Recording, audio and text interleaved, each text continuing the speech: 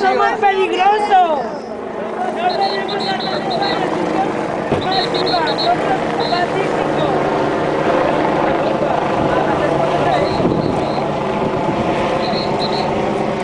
Vais a lastimar a alguien, un poquito de consideración.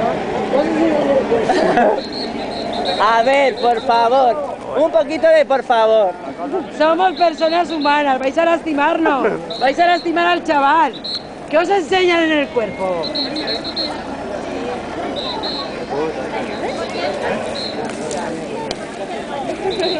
Tranquilos. No llevamos armas. Ni porras, ni pistolas, ni perros agresivos. Somos gente pacífica. ¡Fuera! ¡Votando! ¡Pases fuera!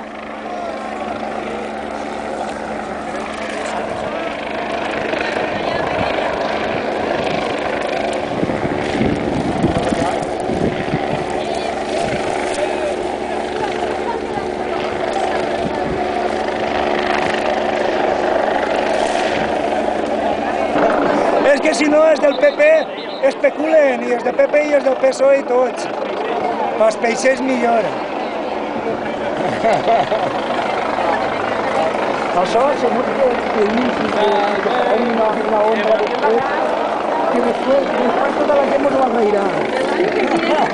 Ya tendremos un bosque.